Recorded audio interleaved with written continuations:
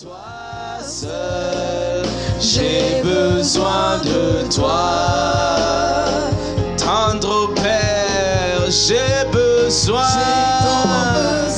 de toi, Père, de toi. Est-ce que ce soir tu peux commencer à reconnaître tes limitations, tes incapacités, tes erreurs, tes failles et lui dire: Seigneur, j'ai besoin de toi. J'ai besoin que tu me prennes par la main. Je te dis merci parce que tu m'as attiré dans ta présence. La Bible dit: heureux celui que tu choisis et que tu agrées dans ta présence. Donc je suis rempli de gratitude. Je te rends grâce parce que ce soir encore, tu m'attires dans ta présence. Tu m'agrées dans ta présence. Mais Seigneur, ce soir, je viens pour reconnaître que je suis incapable et que j'ai besoin de toi. Que je suis incapable et que j'ai besoin de ta miséricorde. J'ai besoin de ta grâce encore. Besoin de ta paix. Besoin de ta joie. Besoin de ton esprit. Ce soir, je viens reconnaître que ces difficultés, ces défis, ces obstacles, je ne peux pas les relever par moi-même. J'ai déjà essayé par moi-même, mais je n'y arrive pas. Voilà pourquoi je viens déclarer, je viens proclamer, confesser, crier à toi, appeler au secours, parce que je sais que c'est en toi que je retrouve la capacité, c'est en toi que je retrouve la force, c'est en toi que je retrouve la paix, c'est en toi que je retrouve ma joie, c'est en toi, Seigneur, que je retrouve l'intelligence dont j'ai besoin, c'est en toi, Jésus, que je retrouve la sagesse infiniment variée de Dieu, c'est en toi, Seigneur, que je retrouve les stratégies pour réussir, pour surmonter, pour me maintenir, pour persévérer, pour endurer, pour combattre le combat de la foi. Voilà pourquoi ce soir, Père, je viens dire que j'ai besoin de toi.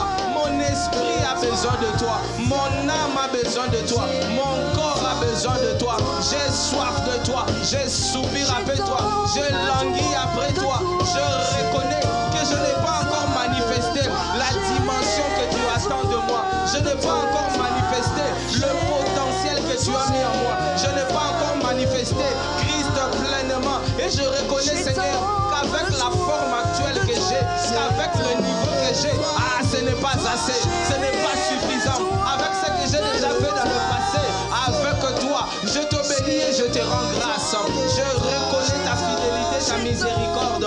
Mais Seigneur, je veux plus, je désire plus, je demande plus, parce que avec la dimension que j'ai maintenant, je ne peux pas aller plus loin. Avec la dimension que j'ai maintenant, avec le caractère que j'ai maintenant, avec la sagesse que j'ai maintenant, avec l'intelligence que j'ai maintenant, je ne peux pas atteindre la destinée, atteindre tes objectifs, accomplir tes plans. Voilà pourquoi je viens dire, j'ai encore besoin de toi.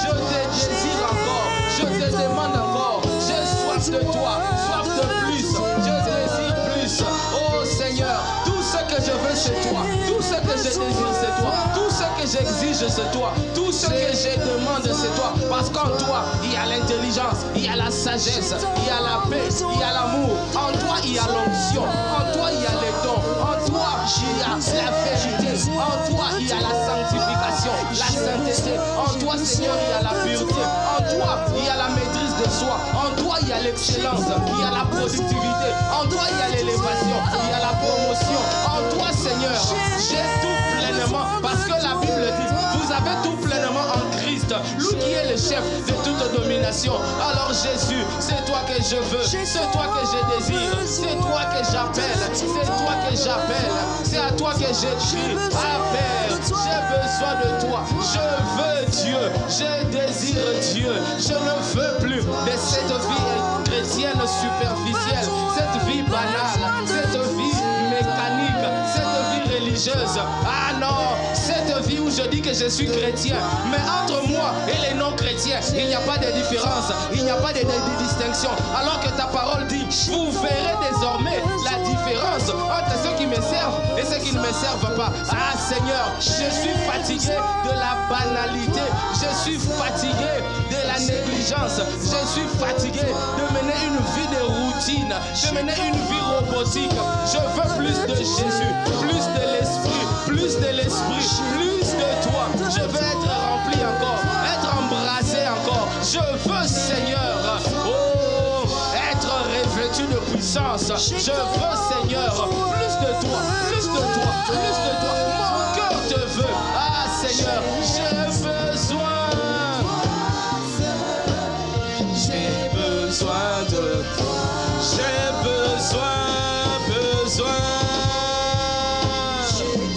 Besoin de toi, Père, de toi seul. J'ai besoin de toi, tendre Père. J'ai besoin tant besoin de toi, Père, de toi seul. J'ai besoin de toi. J'ai besoin de toi, Saint-Esprit. J'ai besoin de toi, Esprit de Dieu. J'ai besoin de toi, Esprit de toi, onction de Dieu. J'ai besoin de toi, Saint-Esprit. J'ai tant besoin de toi, Esprit de toi seul. J'ai besoin de toi. Ah, dis-lui, j'ai tant besoin de toi, Esprit. J'ai besoin de toi. Esprit de toi seul. J'ai besoin de toi. Désire-le, chéris-le, apprécie-le, demande-le. Ah, bien-aimé, demande avec assurance. Parce que Jésus a dit, si vous, méchants comme vous l'êtes, vous savez donner des bonnes choses à vos enfants, à combien plus forte raison, à combien plus forte raison, le Père ne donnera-t-il pas l'Esprit à ceux qui les demandent, à ceux qui soupirent, à ceux qui ont soif. Ah, bien-aimé, prends quelques minutes, exprime ta soif, fais parler ton cœur, exprime ta soif de l'Esprit, ta soif de Dieu, ta soif de la présence de l'Esprit, de la personne de l'Esprit, du ministère de l'Esprit, des œuvres de l'Esprit.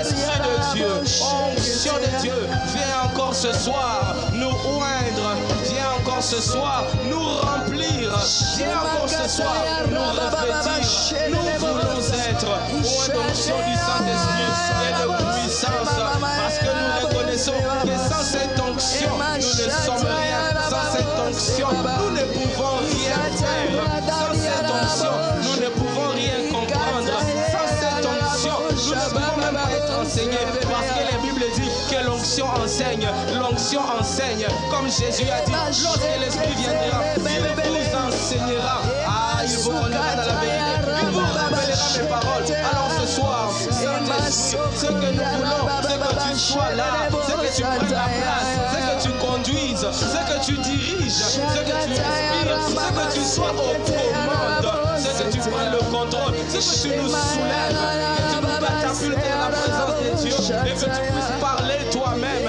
Esprit de Dieu, tout ce que nous voulons c'est toi, ce que nous désirons c'est toi, nous soupirons après toi, nous ne désirons personne d'autre, pas la chair, pas le sang, pas le sensationnel, pas le sentimental, pas l'effervescence, mais nous voulons Dieu, nous voulons Dieu, nous voulons Dieu. Esprit de Dieu, c'est toi que nous demandons. Maya Brasikato Mande. Ah, Saint-Esprit, Esprit des 80, Esprit du Dieu des prophètes, Esprit de Jésus, Esprit de grâce, Esprit de gloire, Esprit de sainteté, Esprit d'intelligence, Esprit de sagesse, Saint-Esprit, Esprit de force, Esprit de connaissance, remplis-nous ce soir, embrase-nous ce soir, sature-nous ce soir, enveloppe-nous, ouvre-nous, porte-nous, Saint-Esprit. Nous avons besoin, j'ai besoin de toi, Père, de toi seul, j'ai besoin de toi.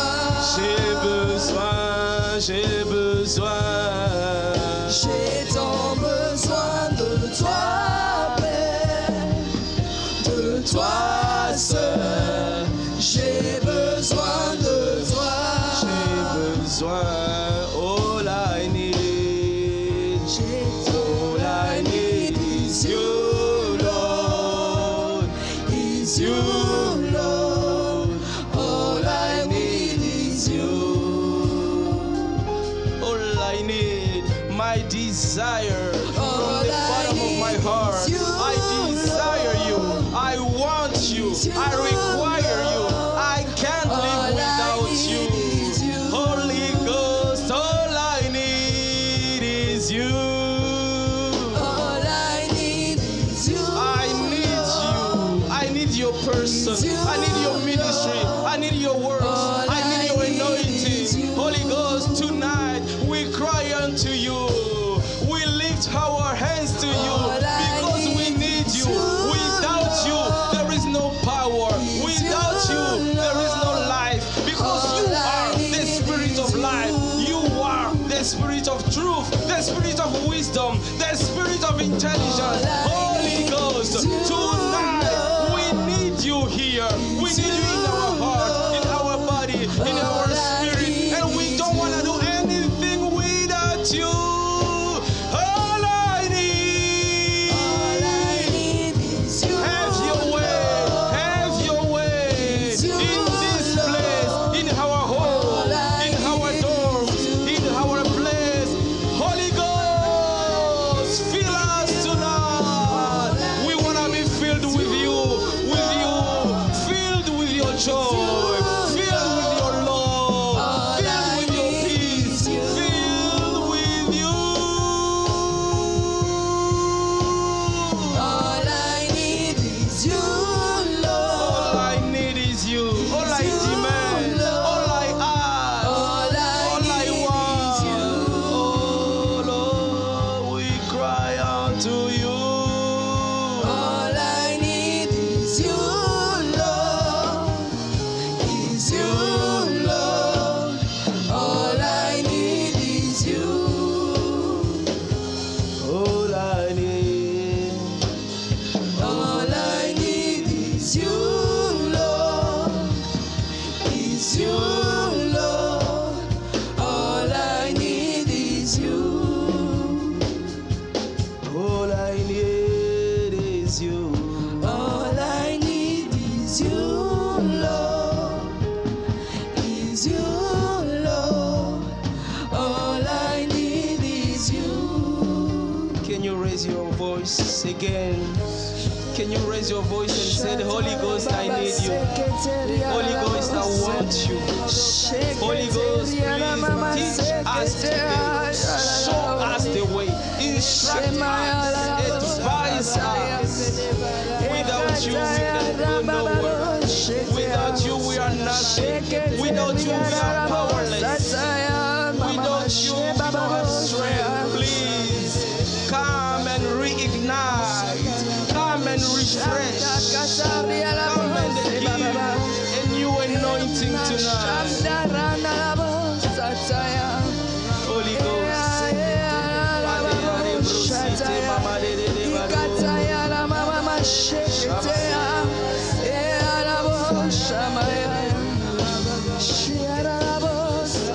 It's you.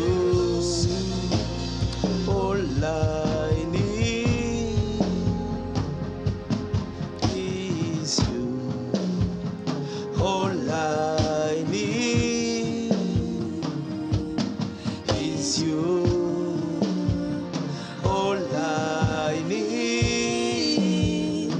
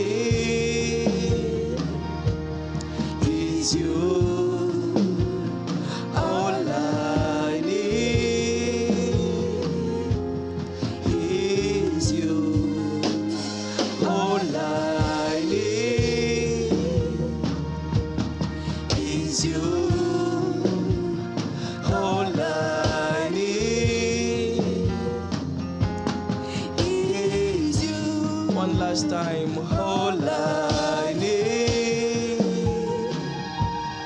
is you. All I need is you. Father, we thank you. Tonight we need your spirit. We need your presence. We need your wisdom. We need your revelation. By the power of the Holy Ghost, Father, show us the way. Teach us. Unveil our intelligence. Illuminate our spirit. Give us the word of tonight. That's what we need. We want to see you. We want to touch you. We want to be changed by you. And we want to show you to the world. That's our desire. That's our prayer. And we pray in the name of Jesus. Someone say amen. And clap for the Lord and say a good amen. Amen, amen, amen. Amen, amen, amen. Amen, amen, amen. Amen, amen, amen. Amen, amen, amen. Amen, amen, amen, amen.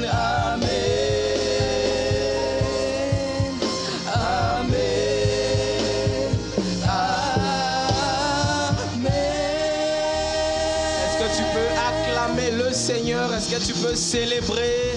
Est-ce que tu peux glorifier le nom de Jésus? Est-ce que tu peux prendre le temps d'honorer l'Esprit, de célébrer, d'accueillir?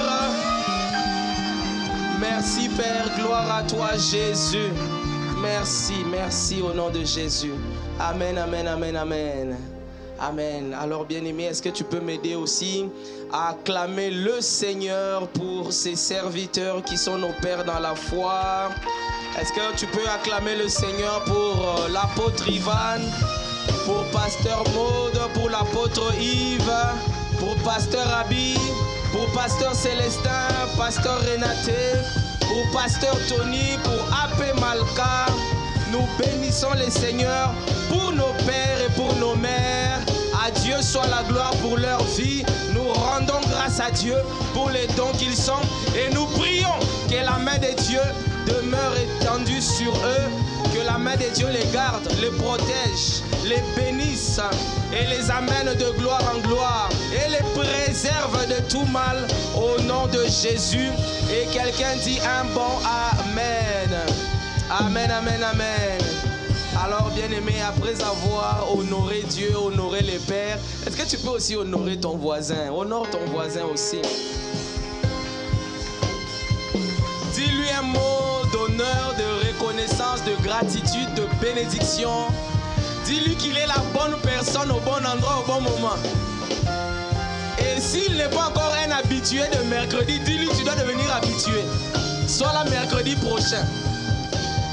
Amen, amen, amen, amen. Merci à la chorale. Est-ce qu'on peut acclamer Dieu pour la chorale? Gloire à Dieu. Gloire à Jésus. Amen, amen, amen. Oui, nous pouvons nous rasseoir dans sa présence. Amen. Waouh, je vois dans la salle des gens qui sont très contents d'être là. Il y a des gens qui aiment l'esprit, qui aiment l'enseignement. Hein? Gloire à Dieu. Alors toi qui es à la maison, rejoins-nous le mercredi prochain.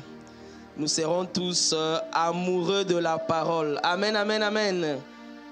Alors aujourd'hui, oh, le temps court déjà contre nous. Oh là là. Aujourd'hui, nous allons voir la deuxième partie de l'enseignement que nous avons commencé le mercredi passé. Amen. Donc, le mercredi passé, le Seigneur nous a introduit sous l'inspiration de ce que l'Esprit a donné à nos pères à parler des dons spirituels. Je rappelle que nous sommes dans une série où l'apôtre Ivan est en train de nous enseigner sur le Saint-Esprit, sur les facettes de l'Esprit, sur l'onction de l'Esprit, sur les dimensions de l'Esprit, sur les opérations de l'Esprit. Et dans le cadre de cette série, notre pasteur, le pasteur Tony, a eu à cœur d'approfondir ce que l'apôtre nous enseigne en allant examiner en détail la façon dont l'onction du Saint-Esprit agit, se manifeste. Amen. Et nous avons vu que lorsque l'onction de Dieu se manifeste, parce que la Bible dit dans Actes 10, 38, que vous savez que comment Jésus était oint d'onction du Saint-Esprit et de puissance. Amen. Donc dans l'onction, on dit onction du Saint-Esprit et de puissance. C'est simplement pour dire que dans l'onction, il n'y a pas que la puissance. Amen. Dans l'onction, il y a la puissance, mais il y a aussi ce qu'on appelle l'onction du Saint-Esprit. Et pour bien comprendre cela, nous nous sommes rendus compte qu'en fait, lorsque l'onction se manifeste, elle se manifeste souvent sous la forme des dons spirituels. Amen. Et c'est pourquoi vous voyez que parmi les dons, on a cité l'autre jour, mercredi passé, les dons, les 9 dons qui se trouvent dans 1 Corinthiens au chapitre 12. Amen. Et nous avons vu qu'on classe les dons en 3 catégories. On a les dons de puissance, comme le don de guérison, des miracles, les dons de foi. On a les dons d'inspiration, comme les dons de prophétie, et comme les discernements des esprits. Et puis on a les dons, si je ne me trompe pas, de révélation. Donc dans les dons de révélation, on a la parole de sagesse, la parole de connaissance et le discernement des esprits, excusez-moi. Et dans les dons d'inspiration, on a la prophétie, on a le don des langues aussi. Amen. Et les dons d'interprétation des langues. Amen. Donc, nous avons commencé le mercredi passé à voir les dons l'un après l'autre. Et le premier don que nous sommes en train d'analyser depuis le mercredi passé, c'est le don de la parole de sagesse. Amen. Et lorsqu'on a commencé, comme c'est un enseignement, en tant qu'enseignant, il faut faire un petit récapitulatif. Amen. Parce que je vois que ton voisin n'était pas là le mercredi passé. Donc, on récapitule un peu en 5 minutes pour que tout le monde soit au même niveau. Amen. Donc, la fois passée, nous avons vu les dons de sagesse. Et en introduction, nous avons commencé par dire un mot d'abord sur la sagesse en général, avant d'analyser le don lui-même. Amen. Et sur la sagesse en général, on a vu les caractéristiques, l'importance, la place de la sagesse de Dieu dans la vie d'un enfant de Dieu. Amen. Et nous avons vu plusieurs choses. Rapidement, je vais brosser parce qu'on n'a pas le temps. On a vu par exemple que la sagesse d'abord, c'est la capacité à mettre en pratique la parole de Dieu. Amen.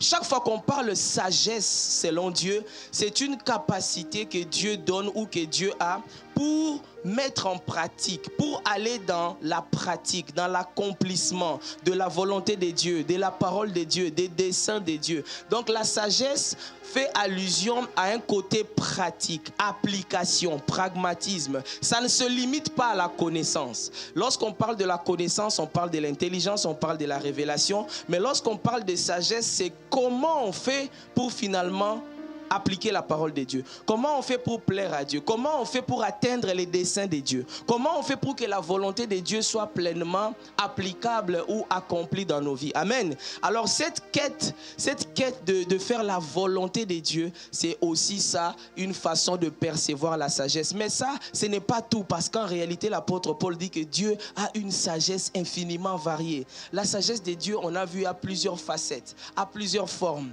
à plusieurs dimensions. Et la sagesse, on a dit que la sagesse a été créée la première, rappelez-vous, avant toutes les autres. Et la sagesse est même personnifiée. Il faut savoir qu'avec Dieu, ça c'est un principe important, Dieu, ses attributs sont aussi sa personne. Amen. Ça veut dire que lorsqu'on dit Dieu est amour, donc Dieu, il est amour et il a l'amour. C'est différent de toi et moi. Ça veut dire que Dieu, il n'a pas seulement une quantité infinie d'amour, mais il est en même temps l'amour lui-même. Dieu, il n'a pas seulement la sagesse, il est même la sagesse.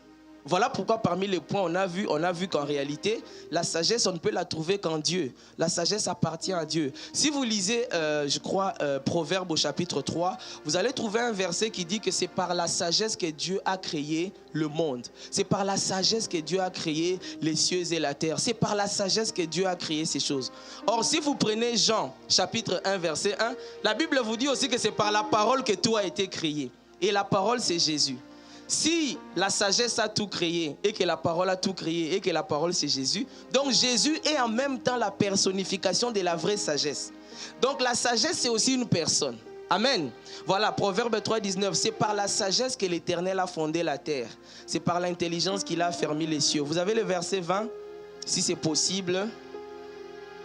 C'est par la sagesse que Dieu a créé la terre.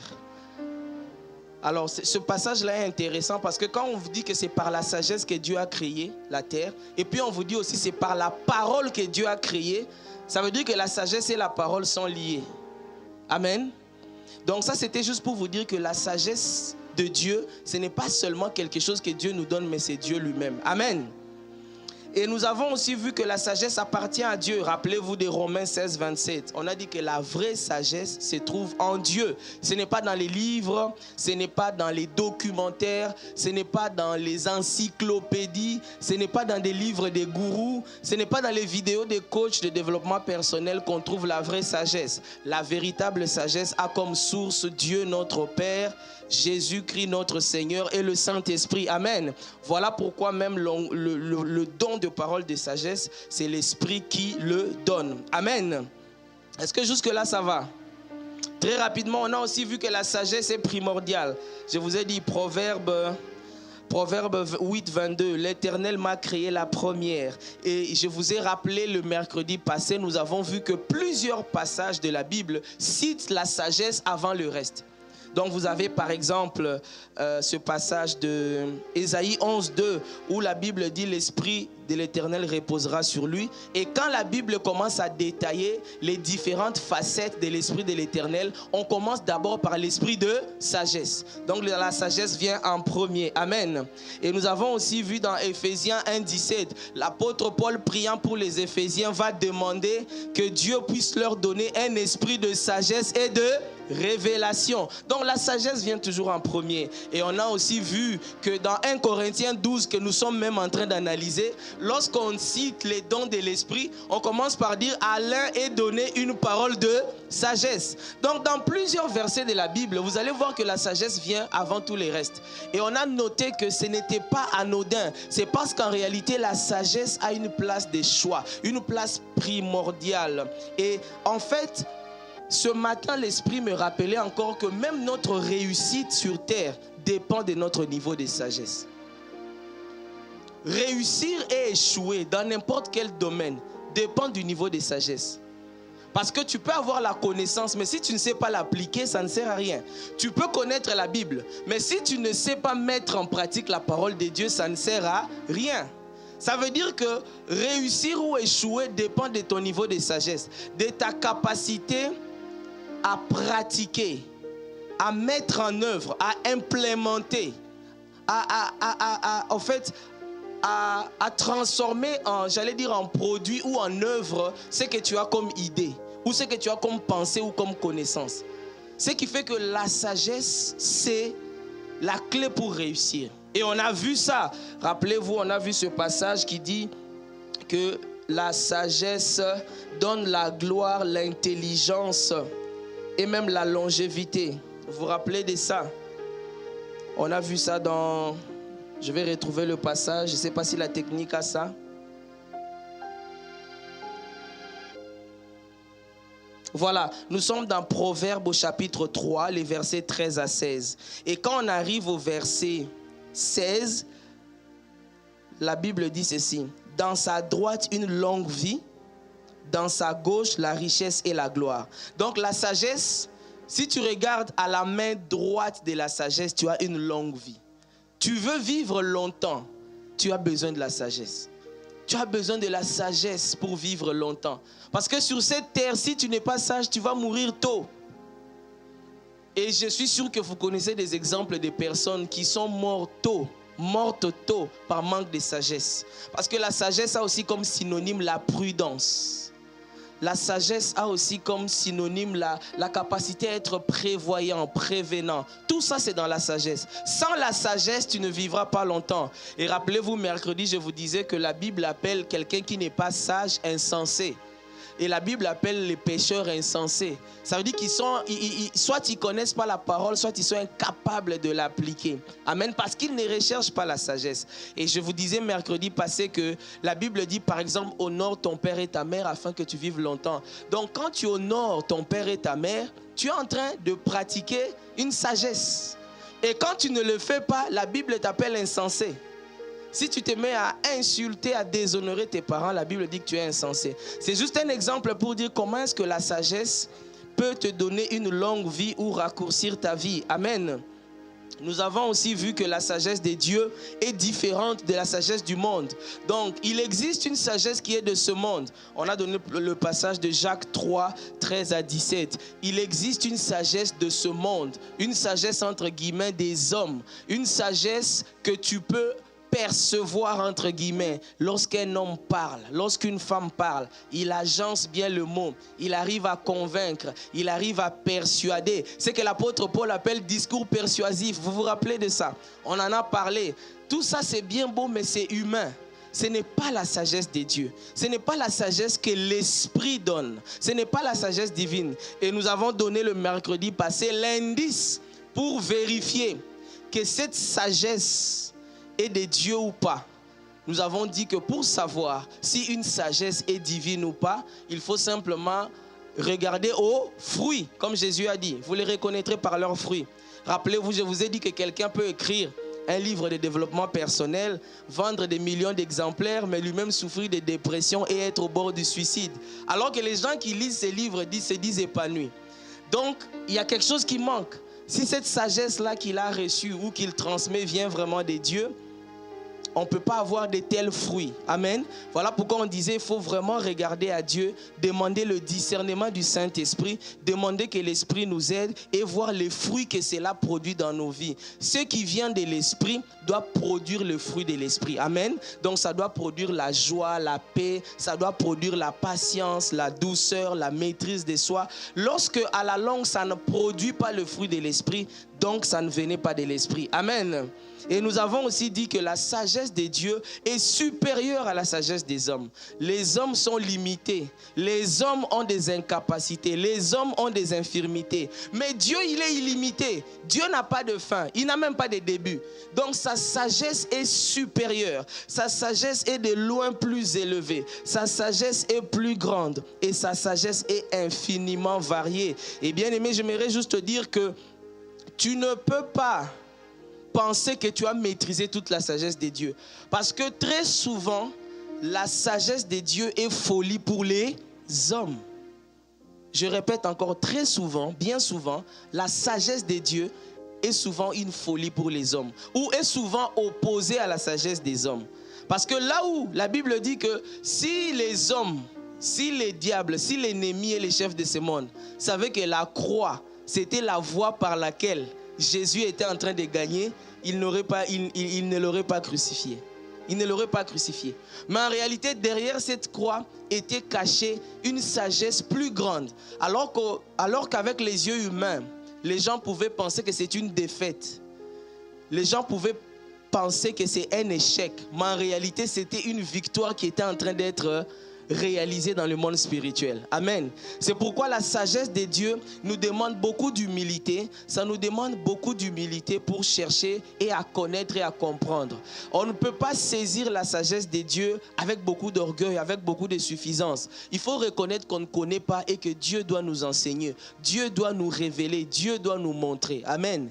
Et vous serez souvent confrontés à cela de manière pratique. Vous verrez que la sagesse de Dieu, c'est-à-dire la stratégie pratique que Dieu utilise a souvent tendance à paraître faible, a souvent tendance à paraître insignifiante, a souvent tendance à paraître, j'allais dire, contre-productive aux yeux des hommes. Mais aux yeux de Dieu, c'est dans cette stratégie-là que se cache la vraie sagesse. Je ne sais pas si quelqu'un comprend. Ça veut dire que Dieu va te dire, on t'a fait du mal, pardonne. On t'a fait du mal, pardonne. Allô? Je ne sais pas si mon son, j'ai senti une différence là. Devant les hommes, pardonner peut paraître comme une faiblesse. Amen.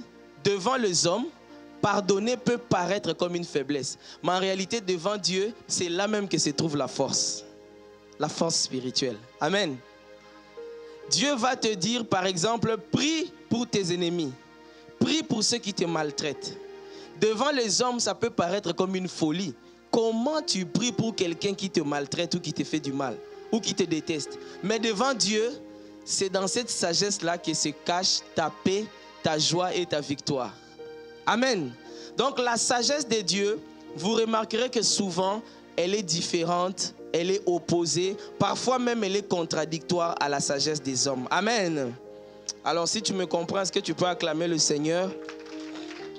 Rassure-toi que ton voisin ne dort pas dans cette introduction, dans ce rappel. Et après avoir donné un peu ces caractéristiques générales de la sagesse de Dieu, on s'est maintenant plongé dans le don des paroles de sagesse. Amen. Et en parlant du don de paroles de sagesse, on a commencé par le définir en disant que c'est une parole. C'est un don de révélation que l'Esprit donne à une personne, donc à un enfant de Dieu, à un moment précis, pour résoudre un problème précis ou pour amener une lumière là où il y a la confusion, pour amener en fait une précision là où il n'y a pas de clarté, pour amener en fait, j'allais dire, une solution là où on est bloqué. Donc lorsque la parole de sagesse vient, c'est parce que Dieu veut qu'à travers toi un problème soit résolu, qu'une confusion soit ôtée, qu'une forme, je ne sais pas moi, de ténèbres soit dissipée par la lumière que la sagesse qu'il te donne va apporter. Amen. Et là, nous avons retenu, je pense, 3 caractéristiques du don de parole de sagesse, des caractéristiques qui reviennent souvent dans la parole. Amen. La première caractéristique, nous avons dit que le don de sagesse, le don de parole de sagesse vient du Saint-Esprit. Amen. Ça ne s'apprend pas dans les livres. La Bible dit clairement dans 1 Corinthiens 12:8, en effet, à l'un est donné par l'Esprit une parole de sagesse. Donc ça vient de l'Esprit, il faut le demander à l'Esprit. On a retenu aussi un deuxième aspect, je vais vite dans le rappel, c'est que la parole de sagesse est intimement liée à la parole de connaissance. En d'autres termes, la sagesse de Dieu est liée à l'intelligence. Et je vous ai donné la différence. Je fais le distinguo mercredi passé entre l'intelligence et la sagesse. L'intelligence, selon Dieu, ce n'est pas la capacité à mémoriser, comme nous on dit selon les hommes. À l'école, quand on dit qu'un enfant est intelligent, ça veut dire qu'il comprend et il mémorise facilement la matière qui est enseignée. Donc il est capable, s'il a étudié l'histoire, il a étudié je ne sais pas moi quel empire ou quel royaume, et que le professeur lui demande à l'examen de donner les caractéristiques de cet empire ou de ce royaume, l'enfant est capable de reproduire cela. On dit qu'il est intelligent. Alors l'intelligence dont la Bible parle souvent, ce n'est pas cette intelligence-là. Ce n'est pas ta capacité simplement à saisir et à mémoriser. Quand la Bible parle d'intelligence, elle parle en fait d'une capacité supérieure de révélation. Donc selon Dieu, tu reçois l'intelligence. Ton intelligence est illuminée lorsque tu reçois une révélation. C'est-à-dire que tu reçois quelque chose que tu ne pouvais pas savoir juste avec les faits, ou avec ton âme, ou avec des informations ou des faits factuels. C'est comme je vous ai donné l'exemple de Joseph. Joseph arrive devant Pharaon et Joseph arrive à dire à Pharaon son rêve. Il lui dit, voici ce que tu as rêvé. Tu as rêvé 7 vaches grasses, 7 vaches maigres. Tu as rêvé de tel nombre d'épis de blé.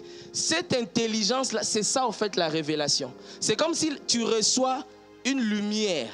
Tu reçois quelque chose que tu ne connaissais pas. C'est ça l'intelligence selon Dieu. Et où tu reçois alors une compréhension, mais alors élevée. Comme l'apôtre Ivan disait. La Bible dit juste que le mari n'est pas maître de son corps. La femme aussi non plus, mais c'est vice versa. C'est la femme qui a l'autorité sur le corps de l'homme et c'est l'homme qui a l'autorité sur le corps de la femme. Si tu lis ça juste comme ça, tu ne vas pas comprendre grand chose. Tu risques même de penser que tout ce que Dieu voulait dire, c'est que la femme doit se donner à son mari chaque fois qu'il veut ou l'homme doit se donner à sa femme chaque fois qu'il veut. En réalité, c'est plus profond que ça. C'est beaucoup plus deep que ça. Et j'aime vraiment la révélation que Dieu, ça je vous donne ça entre parenthèses, pour ceux qui n'ont pas encore lu le livre Sortir des prisons intérieures, il faut lire ce livre-là. Achetez le livre, lisez-le. Il est sur iTunes, il est sur Spotify, écoutez-le. Parce que la révélation que Dieu a donnée à son serviteur sur ce point-là, c'est juste magnifique. Parce qu'il développe qu'en réalité, lorsque la Bible dit que la femme a autorité sur le corps de son mari, l'autorité est liée au verbe autoriser. Je répète, l'autorité est liée au verbe autoriser. En fait, quand on dit que telle personne a l'autorité pour faire ça, ça dit que la personne est autorisée. Ce qui fait que l'autorité, voilà pourquoi l'autorité n'est pas liée à la puissance. Ça dit que tu peux avoir la puissance, Tu peux avoir une arme capable de tuer, mais si tu n'as pas l'autorité, ça veut dire que tu n'as pas reçu l'autorisation de l'utiliser. Quand tu l'utilises, on t'arrête. Tu peux être rempli d'onction dans cette église. Si le pasteur ne t'autorise pas à imposer les mains aux gens, si tu le fais, tu es illégal. C'est ça l'autorité. Et le problème, c'est que la Bible met l'autorité au-dessus du pouvoir ou de l'onction ou des capacités. Et son serviteur explique là, parce que je dois fermer la parenthèse, qu'en fait, la femme a l'autorité sur le corps de son mari. Donc, la femme a reçu de Dieu une certaine autorisation légale, spirituelle sur le corps de son mari. Voilà pourquoi si le mari est tourmenté par des esprits, si le mari est influencé par l'esprit, la femme a l'autorisation légale de chasser ces esprits-là.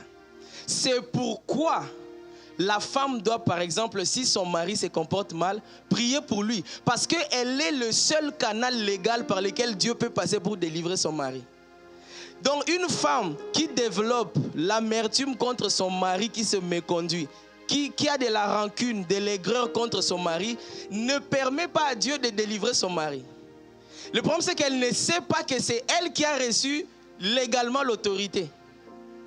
Voilà pourquoi, lorsque même le mari se comporte comme un insensé, la Bible va te dire, sois toujours soumise, parle-lui poliment, continue de bien te comporter. Parce que tant que tu le fais, c'est comme si tu préserves l'autorité. Amen. Amen, amen. Donc vraiment, ça c'était entre parenthèses, c'est juste pour vous dire, allez lire ce livre-là. Voilà pourquoi il est bon de lire. Et il y a des révélations que Dieu donne comme ça à ses serviteurs. S'il n'avait pas donné cette révélation-là et qu'on s'arrêtait à ce que l'apôtre Paul a écrit, on n'aurait pas compris ça. C'est ça la lumière que Dieu apporte. C'est ça l'intelligence supérieure que Dieu apporte. Amen. Et donc je referme la parenthèse, je reviens pour dire que je disais que la parole de sagesse est liée à la parole d'intelligence. Donc chaque fois que Dieu donne une intelligence, une révélation, une connaissance, il donne aussi souvent une sagesse pour l'appliquer. Et dans le cas de Joseph, c'était clair. Non seulement que Dieu lui a révélé le rêve de Pharaon, les vaches maigres et les vaches grasses, mais Dieu ensuite lui a dit ce qu'il faut faire. Et rappelez-vous, je vous disais en d'autres termes le mercredi passé que si Joseph s'était arrêté seulement à donner le rêve de Pharaon sans donner la solution, il ne serait pas devenu le premier ministre. Parce que c'est quand Joseph a dit, voici ce qu'il faut faire. Il faut trouver un homme sage, diligent, qui va commencer à faire ceci. On va garder ou économiser ou préserver le 1/10 de tout ce qui sera produit pendant 7 années. Et les réserves que ça va produire permettront de vivre les 7 autres années. C'est quand il a fini tout ça que Pharaon lui dit, mais qui d'autre on va encore trouver pour faire ça? Il n'y a que toi qu'on peut prendre. Ça veut dire que la parole de sagesse dans ce contexte-là était importante pour que la destinée de Dieu s'accomplisse. Amen. Donc voilà pourquoi il est important de savoir que la parole de sagesse est toujours liée à la parole de connaissance. Amen. Alors le dernier point, c'était que la parole de sagesse vient résoudre parfaitement une situation. Nous avons dit que l'une des caractéristiques de la parole de sagesse, lorsqu'on lit dans la Bible partout où il y a des paroles de sagesse qui viennent, lorsque la parole de sagesse vient, tout le monde est d'accord que c'est ce qu'il faut faire. Ça veut dire que la parole de sagesse résout parfaitement le problème. Elle dénoue parfaitement la situation, pas à moitié. C'est pas comme si on a résolu une partie et puis l'autre partie, on ne sait pas ce qu'on fera. Non, quand la parole de sagesse vient de l'esprit, elle résout parfaitement. Donc vous avez le cas de Joseph. Et lorsque vous lisez le verset 37 de Genèse 41, la Bible dit que quand Joseph a dit ces paroles plurent à Pharaon et à tous ses serviteurs. Ça veut dire que tous ceux qui étaient là étaient d'accord pour dire c'est vraiment ça qu'on doit faire. D'ailleurs, c'est vraiment ça. Et je vous disais l'autre fois que lorsque vous avez cette parole de sagesse, souvent lorsque vous parlez, les gens vont dire mais pourquoi tu n'avais pas parlé avant? Mais c'est ça, il fallait intervenir depuis longtemps. Tu nous as laissé vraiment discuter ici pendant 2 heures. En réalité, j'ai aussi découvert que la plupart des personnes qui, lorsqu'elles parlent, vous avez l'impression qu'elles mettent tout le monde d'accord, ont ce don de parole de sagesse.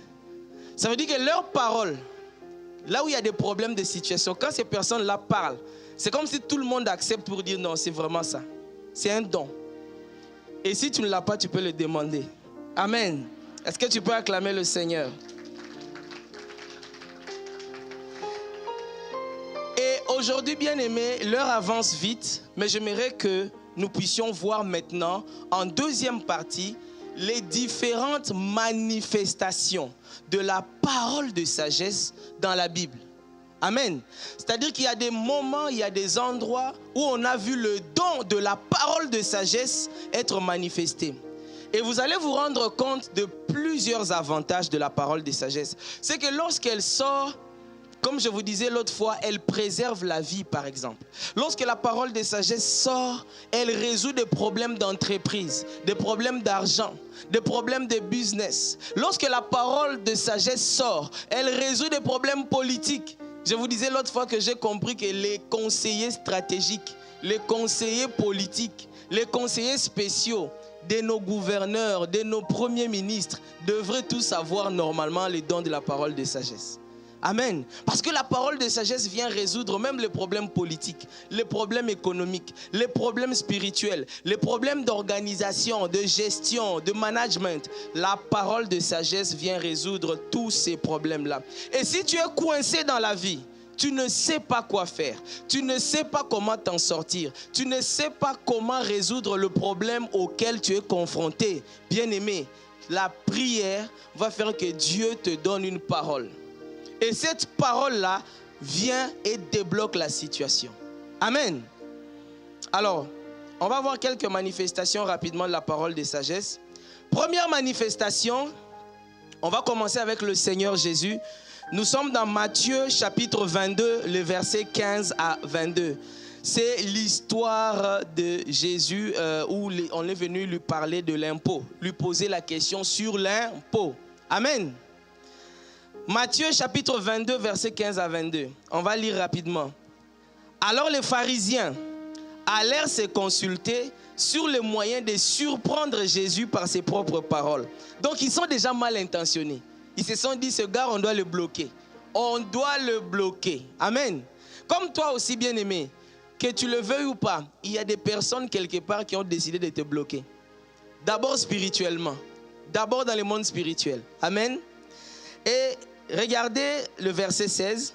Ils envoyèrent auprès de lui leurs disciples avec les Hérodiens qui dirent, « Maître, nous savons que tu es vrai et que tu enseignes la voie de Dieu selon la vérité, sans t'inquiéter de personne, car tu ne regardes pas l'apparence des hommes. » Tout ça, c'est pour les flatter.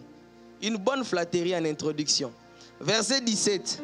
« Dis-nous donc ce qu'il te semble. Est-il permis ou non de payer les tributs à César? » Verset 18.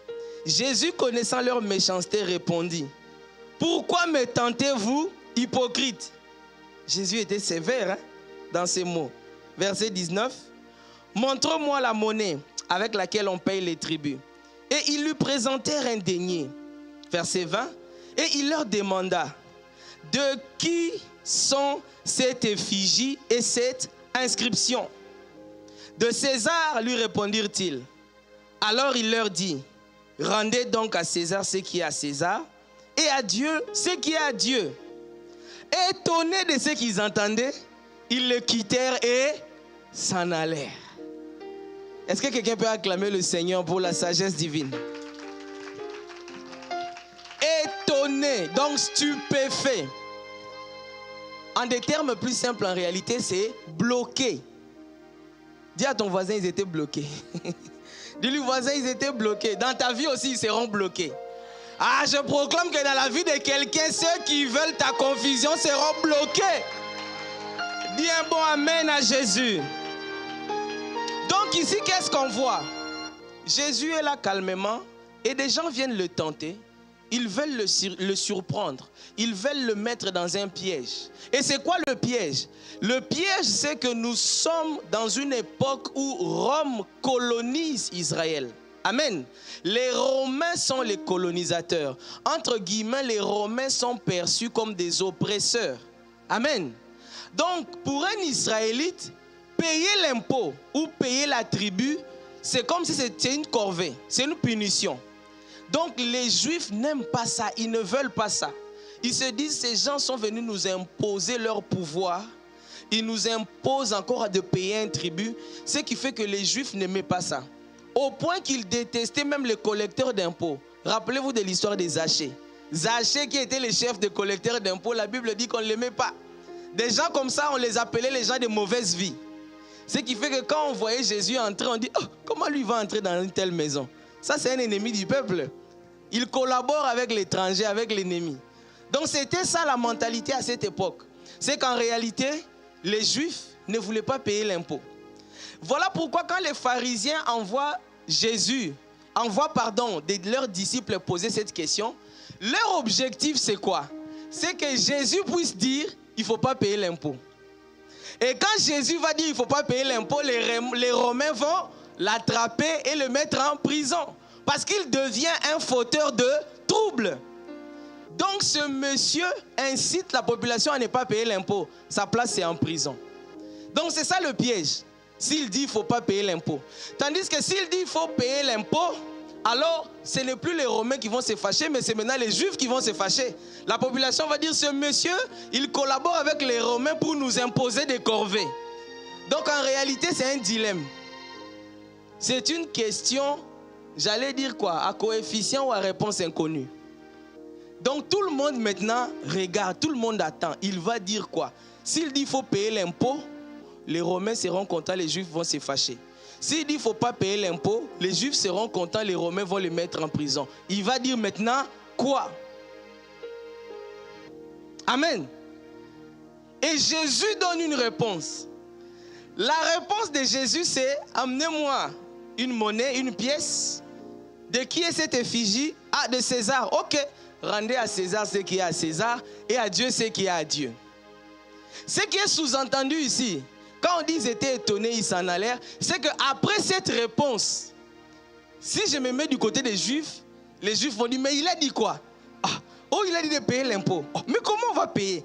Non, en fait, la façon dont il a dit ça, c'est comme si on doit payer parce que c'est pour César. C'est quoi le visage qu'il y a là? C'est César. Qui a fait cette pièce? C'est César. Ah, mais il a raison. Oui, donc on doit donner à César. Donc il a dit quand même qu'on paye l'impôt. Oui, mais comment on n'est pas fâché? Non, la façon dont il a dit, c'est qu'en fait, tu ne peux pas te fâcher. Tu ne peux pas t'énerver. Tu ne peux pas lui en vouloir. Parce que la façon dont il a dit ça, même toi-même, si tu avais des pièces dans ta poche, tu sors, tu regardes, ah, c'est le visage de César. Donc c'est vrai, je dois vraiment lui remettre. Bien aimé, la façon de parler. Vous savez, il y a des réponses quand tu les donnes. Il a vraiment dit ça, oui, il a dit ça. Mais comment ça ne nous a pas énervés? Les gens ne se sont pas soulevés, non. Les gens n'étaient pas fâchés, non. Non, la façon dont il a dit ça, c'est comme si ça a obligé tout le monde à accepter. Parole de sagesse. Parole de... Dis à ton voisin, il faut commencer maintenant à dire les choses de telle sorte que même la personne qui te déteste est obligée de faire. Parole de sagesse. Donc, la parole de sagesse, je me rends compte que quand elle sort, même on va le voir tantôt avec Paul et Philémon. C'est-à-dire, même une personne qui avait juré de ne pas faire quelque chose, elle se retrouve en train de le faire et puis elle dit, oh, mais comment il m'a convaincu de faire ça? Mais comment j'ai fait ce que je ne voulais pas faire? Oui, mais non, c'est juste qu'il a dit que tu devrais faire ça, mais de cette façon. En fait, c'est comme si tu es confus, en fait. Tu es étonné, tu es stupéfait. C'est ça l'une des caractéristiques de la parole de sagesse. Quelqu'un dit avec moi, je veux la parole de sagesse. Je veux le don de parole de sagesse. Deuxième manifestation de la parole de sagesse. Nous sommes dans Jean au chapitre 8, les versets 3 à 16. L'histoire de la femme adultère. J'ai introduit ça le mercredi passé. Amen. Nous sommes dans Jean chapitre 8, les versets 3 à 11. Alors les spécialistes de la loi et les pharisiens amenèrent une femme surprise en train de commettre un adultère. Ils la placèrent au milieu de la foule et dirent à Jésus, Maître, cette femme a été surprise en flagrant délit d'adultère. Moïse dans la loi nous a ordonné de lapider de telles femmes. Et toi, que dis-tu? Verset 6. Encore les mêmes mauvaises intentions. Il disait cela pour lui tendre un piège afin de pouvoir l'accuser. J'allais dire, tous ceux qui veulent t'étendre des pièges, tu vas les bloquer. Mais Jésus se baissa et se mit à écrire avec le doigt sur le sol. Comme il continua à l'interroger, il se redressa et leur dit, que celui d'entre vous qui est sans péché jette le premier la pierre contre elle. Puis il se baissa de nouveau et se remit à écrire sur le sol. Quand ils entendirent cela, accusés par leur conscience, ils se retirèrent un à un, à commencer par les plus âgés jusqu'au dernier. Jésus resta seul avec la femme qui était là au milieu. Alors il se redressa et ne voyant plus qu'elle, il lui dit, « Femme, où sont ceux qui t'accusaient? Personne n'est donc condamné. » Elle répondit, « Personne, Seigneur. » Jésus lui dit, « Moi non plus je ne te condamne pas. Vas-y et désormais ne pêche plus. » Est-ce que quelqu'un peut acclamer la sagesse de Dieu? Bien-aimé, la parole de sagesse est puissante. La parole de sagesse peut préserver la vie. La parole de sagesse peut préserver quelqu'un de la prison. La parole de sagesse peut préserver quelqu'un d'une exclusion. La parole de sagesse peut préserver quelqu'un des sanctions. Amen. Donc on amène à Jésus une femme surprise en flagrant délit d'adultère et on dit, qu'est-ce qu'il faut faire? Quel est le piège ici? C'est que la loi de Moïse disait que lorsque vous attrapez quelqu'un, il faut le lapider. Amen. Mais le problème ici, c'est que si Jésus dit, ok, appliquez la loi de Moïse, donc lapider cette femme, il sera arrêté. Pourquoi? Parce que selon la loi romaine, il n'a pas l'autorité pour décider de la vie ou de la mort d'une personne. Vous voyez? C'est-à-dire que s'il dit, ok, lapider là, on peut l'accuser chez les Romains, c'est à cause de lui, à cause de son ordre ou de son instruction qu'on a tué une personne. Et s'il dit, ne la lapidez pas, ah, là on va chercher les sacrificateurs, les docteurs et les pharisiens pour dire, voici quelqu'un qui ne veut pas qu'on applique la loi de Moïse. Donc c'était ça le piège. S'il disait lapider là, c'est un problème. On peut l'accuser chez les Romains. S'il disait ne la lapidez pas, alors on va l'accuser chez les grands prêtres pour dire lui il refuse qu'on applique la loi de Moïse. Donc il était encore dans une situation de dilemme. Alors je suis sûr que ces gens-là, ils avaient croisé leurs bras pour dire aujourd'hui on va voir vraiment quelle réponse il va nous dire. Aujourd'hui il sera bloqué. Il sera bloqué. Jésus parle. Il dit que celui qui n'a jamais péché lui jette la première pierre. Et la Bible dit qu'ils ont commencé à se retirer les uns après les... Maintenant, j'essaie encore d'imaginer. Quand ils se sont retirés là, je suis sûr qu'à un moment donné, il y a des groupes qui se sont arrêtés quelque part. Ça, c'est moi qui ajoute, n'est-ce pas? Donc, ils se sont retirés, même après 1 kilomètre ou 2. Ah, un gars a appelé son ami, il me dit, mais mon gars, c'est comment? Ah, moi aussi, je comprends pas. Oh, mais on devait la lapider, non? Oui. On l'a lapidé, non. Mais pourquoi on ne l'a pas lapidé? Ah, mais c'est à cause de ce qu'il a encore dit, non? Mais il a dit quoi? Oh non, il a dit que c'est lui qui n'a jamais péché. Ah, mais comment on l'a pas? La loi dit quoi? On l'a lapidé, oui. Mais comment on ne l'a pas lapidé? Ah, mon cher, toi aussi tu me fatigues, rentrons seulement à la maison. En fait, il ne pouvait pas s'expliquer c'est quelle sagesse que ce monsieur a. On n'arrive pas à le bloquer. On veut le faire tomber dans un trou, il saute le trou. Donc c'est comme s'ils avaient fait un trou. Ils ont dit ce monsieur, il va tomber dans les trous. Mais eux-mêmes, ils sont tombés dans leur propre trou. Ah, je proclame sur ta vie que ceux qui créent des trous, ils creusent des trous pour que tu tombes, ils vont tomber eux-mêmes. Je dis, ils vont tomber eux-mêmes. Et cela au nom de Jésus. La parole de sagesse, bien-aimée, est puissante. La parole de sagesse a sauvé une vie, a préservé une vie. La parole de sagesse a bloqué, a remis la confusion dans les cas ennemis. Donc parfois il y a des paroles que tu vas donner, bien-aimé, des paroles de sagesse que l'esprit va t'inspirer. Il y aura la confusion dans les camps de tes adversaires. Il y aura la confusion dans les camps de l'ennemi. Il y aura la confusion dans les camps de ceux qui te détestent. Parce que c'est comme s'ils vont manquer d'arguments. Est-ce que vous vous rendez compte que ce soit l'histoire de l'impôt, de la tribu, ou l'histoire de la femme adultère, il n'y a pas de contre-argument. Je répète encore, il n'y a pas de contre-argument. Donc Jésus a parlé, c'est fini. Donc ils étaient bouche bée. Ils étaient bouche cousue. Ils ne pouvaient plus rien dire. Ça veut dire qu'ils n'avaient pas d'argument. Bien aimé, si tu comprends ça, commence aussi à te voir devant tes ennemis, ils n'ont pas d'argument. Ils n'ont pas d'argument. Toi tu parles, il n'y a pas de contre-argument. C'est ça la puissance de la parole de sagesse. Troisième manifestation, on va aller vite, on va conclure. Acte 23, 6 à 7. Paul devant le Sanhédrin. Paul devant le Sanhédrin. Rappelez-vous, Paul est aussi accusé par les pharisiens, les sadducéens, les maîtres de la loi. On lui a tendu un piège dans Acte 23. Alors que lui, il était venu faire son service calmement, je pense qu'il s'était rasé avec des frères. On le prend, on dit, voici ce monsieur, il parcourt le monde et il est en train de dire aux gens de ne pas appliquer la loi de Moïse. Et on l'amène devant le Sanhédrin. Et là, Paul, s'il est jugé, il est condamné, c'est pour être tué dans les minutes qui suivent. Donc c'est une question de vie ou de mort. Acte 23, 6 à 7. Regardez ce que l'Esprit va souffler à l'oreille de Paul. Paul, sachant qu'une partie de l'assemblée était composée des Sadducéens et l'autre des pharisiens, s'écriant dans le Sanhédrin. C'est-à-dire on lui a donné la parole. On lui a dit de quoi on l'accusait. Maintenant on lui donne la parole pour se défendre. Regardez sa défense. Il s'écria dans le Sanhédrin. « Homme frère, je suis pharisien, fils de pharisien.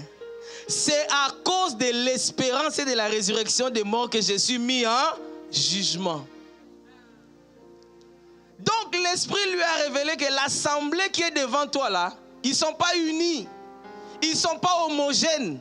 À l'intérieur, il y a des pharisiens et des sadducéens. Tous veulent te tuer. Tous veulent ta mort. Tous veulent ta peau. Alors, quand ils te donneront la parole, tu dois dire quelque chose qui va faire qu'on ne peut plus te tuer. J'ai dit à quelqu'un, quand on va te donner la parole, ce que tu vas dire fera qu'on ne peut plus te tuer. Et Paul dit, c'est pour la résurrection des morts que je suis mis en jugement. Verset 7. Quand il lui dit cela, il s'éleva une discussion entre les pharisiens et les sadducéens. Et l'assemblée, c'est division dans le cas de l'ennemi. Division dans le cas de tes ennemis. Bien aimé, il y a des paroles, quand tu les donnes, les gens commencent à se demander, mais on voulait les tuer pourquoi? On en voulait à sa vie pourquoi? On voulait lui faire du mal pourquoi? Les uns disent A, les autres disent B. Finalement, ils ne savent même plus pourquoi ils te voulaient du mal. Pourquoi ils te cherchaient? Pourquoi ils te poursuivaient? Alors ils se divisent, ils commencent à discuter. Ça me fait penser à cette histoire dans l'Ancien Testament où les ennemis d'Israël se sont entretués entre eux. Ils se sont retournés l'épée entre eux au point qu'ils n'ont même pas pu combattre Israël. Ah, j'ai dit à quelqu'un, ça sera ton partage. Ça sera ton partage au nom de Jésus. Une parole bien-aimée de sagesse a permis à Paul de garder la vie par la grâce de Dieu. Ça a sauvé sa vie. Il n'a pas été jugé et condamné. L'assemblée s'est divisée au point que, je crois que c'est le centenier qui est venu, il a pris Paul, il est allé les remettre en prison. Et plus tard, quand on a voulu le tuer encore, Dieu a révélé ça au fils de sa fille qui est venu lui dire, on a dit au centenier et on a fait fuir Paul. Amen. Donc la parole de sagesse peut te sauver la vie, bien-aimé. Dis à ton voisin, la parole de sagesse peut te sauver la vie. Il faut demander à Dieu le don de parole de sagesse. Il faut demander à l'Esprit, parce que c'est l'Esprit qui le donne. Quelqu'un me dit un bon amen. Troisième manifestation. La circoncision des non-juifs. Comme vous le savez, lorsque Paul a commencé à enseigner la parole, à annoncer la bonne nouvelle, il est allé en fait annoncer la bonne nouvelle à ce qu'on appelait les païens. Les païens dans le Nouveau Testament, ce n'est pas les gens qui ne connaissent pas Jésus, c'est les non-juifs. Donc les Galates, les Corinthiens, les Éphésiens, tous ces gens-là étaient considérés par des juifs comme des païens. Amen. Et quand Paul a annoncé la bonne nouvelle aux païens, Paul, connaissant les mérites de la nouvelle alliance, du sang de Jésus, ne leur demandait pas et ne leur imposait pas de se faire circoncire. Pourquoi? Parce que en Jésus, nous sommes sauvés par la foi. C'est par la foi qu'on saisit le salut. C'est par la foi. ce n'est pas par les œuvres de la loi, mais c'est par la foi. Donc c'était inutile de demander à tous ces gens-là de se faire circoncire. Ce qui fait que Paul se retrouvant du côté des païens ou des gentils, c'était inutile de leur dire de se faire circoncire. Mais il y avait quelques pharisiens qui se sont convertis. Toujours les mêmes pharisiens là qui voulaient tendre des pièges à Jésus. Certains parmi eux se sont convertis, donc ils sont devenus des frères en Christ. Et ils ont constaté que, oh, les non-juifs aussi devenaient aussi des frères en Christ. Ils ont dit, mais non, nous sommes circoncis, fils d'Abraham, fils d'alliance. Et ensuite, on a accepté Jésus. Donc, nous avons comme le plein salut. C'est comme si eux qui ne sont pas circoncis, ils sont sauvés à moitié. Il faut qu'on puisse encore les circoncire. Ce qui était en réalité une hérésie, amen. Alors la discussion était tellement forte qu'on parle du concile de Jérusalem parce qu'on a dû... Paul est revenu avec d'autres personnes pour consulter les apôtres afin qu'on a débattu. Donc c'est ça le contexte. Alors lorsqu'on regarde Acte 15, nous sommes dans Acte 15, on ne va pas tout lire parce qu'on n'a pas le temps. Regardez juste le verset 5. Alors quelques-uns du parti des pharisiens qui avaient cru se levèrent en disant qu'il fallait circoncire les païens et exiger l'observation de la loi. Les apôtres et les anciens se réunirent pour examiner cette affaire. Verset 7. Une grande discussion s'est engagée. Pierre se leva et leur dit, hommes frères, vous savez que dès longtemps Dieu a fait un choix parmi vous. Donc Pierre va faire ici un peu une sorte de rappel de l'histoire et démontrer que ce n'est pas pertinent. Lorsqu'on arrive maintenant au verset 12, regardez ce que la Bible dit au verset 12. Toute l'assemblée garda le silence après Pierre. Et l'on écouta Barnabas et Paul qui racontèrent tous les miracles et les prodiges que Dieu avait fait par eux au milieu des païens. Ce qui confirmait en réalité. Parce que Pierre va confirmer ce qui s'est passé chez Corneille. Dieu a donné l'esprit aux païens. Pourquoi on va leur exiger plus? Paul et Barnabas racontent aussi tout ce que Dieu a fait comme miracle auprès des païens. Alors pourquoi on va leur exiger plus? Maintenant regardez le verset 13. Une parole de sagesse que l'Esprit donne à l'apôtre Jacques. Lorsqu'ils eurent cessé de parler, Jacques prit la parole et dit, hommes, frères, écoutez-moi. Simon a raconté comment Dieu a d'abord jeté les regards sur les nations pour choisir du milieu d'elles un peuple qui porta son nom. Et avec cela s'accordent les paroles des prophètes, selon qu'il est écrit. Après cela, je reviendrai et je relèverai de sa chute la tente de David. J'en réparerai les ruines et je la redresserai, afin que les restes des hommes cherchent le Seigneur, ainsi que toutes les nations sur lesquelles mon nom est invoqué, dit le Seigneur qui fait ces choses, et à qui elles sont connues de toute éternité. C'est pourquoi, verset 19, important, je suis d'avis qu'on ne crée pas de difficultés à ceux des païens qui se convertissent à Dieu, mais qu'on leur écrive de s'abstenir des souillures des idoles, de l'impudicité, des animaux étouffés et du sang, car depuis bien des générations, Moïse a dans chaque ville des gens qui les prêchent, puisqu'on les lit tous les jours des sabbats dans les synagogues. Regardez le verset 22, important. Alors il parut bon aux apôtres et aux anciens et à toute l'église. Je répète, il parut bon aux apôtres, aux anciens et à toute l'église. Ça veut dire encore quoi? Tous se sont mis d'accord de choisir parmi eux et d'envoyer à Antioche Paul et Barnabas, Jude appelé Barnabas et Silas. Vous allez lire le reste à la maison, mais en réalité c'est quoi le point ici? Quel est le point ici? C'est que la parole de sagesse que Jacques a donnée a mis toute l'église d'accord. Ça veut dire que dans l'assemblée, personne n'était contre. En fait, c'est dans la suite de ce passage que vous avez le verset que l'apôtre Ivan a donné dimanche passé. Là où on dit, il a plu au Saint-Esprit et à nous de ne pas leur imposer plus de charges. Donc cette parole qui était sortie, qui a mis tout le monde d'accord, venait en réalité du Saint-Esprit. C'est pourquoi les disciples vont dire plus loin, il a paru bon au Saint-Esprit et à nous. Donc quand la parole de sagesse sort, non seulement que tout le monde est d'accord, mais on reconnaît que c'est l'Esprit qui a parlé. Ah, quelqu'un peut acclamer Dieu pour l'Esprit. Quelqu'un peut acclamer Dieu pour l'esprit. Voilà pourquoi j'insiste encore, bien-aimé. Nous devons demander à l'esprit de nous accorder ce don. C'est un don qu'il faut demander chaque jour. Parce que chaque jour, tu es appelé à résoudre des problèmes. Chaque jour, tu es appelé à surmonter des difficultés. Chaque jour, tu es appelé à parler à des gens, à réagir à des questions, à surmonter des obstacles ou même à dénouer des situations compliquées. Si tu n'as pas ce don, si l'esprit ne t'inspire pas, tu seras toujours bloqué.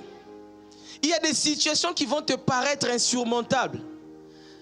Il y a des gens autour de toi qui ne vont jamais se parler parce que tu n'arrives pas à les aider à s'entendre. Alors qu'il te faut une parole de sagesse. Il y aura beaucoup de conflits autour de toi et tu n'arrives pas à être un agent, un facilitateur, un conciliateur. Pourquoi? Parce que ça demande la parole de sagesse. Bien-aimé, dis-toi à toi-même, j'ai besoin du don des paroles de sagesse. Si tu te convaincs toi-même, dis j'ai besoin de la parole de sagesse. Maintenant, si tu es convaincu, dis aussi à ton voisin, toi aussi tu as besoin de la parole de sagesse.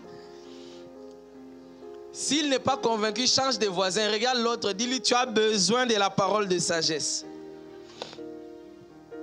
On va voir la dernière manifestation de la parole de sagesse. Et nous sommes dans la lettre de Paul à Philémon. La lettre de Paul à... Dis à ton voisin, c'est dans le Nouveau Testament. C'est juste avant Hébreu. Dis-le lui bien.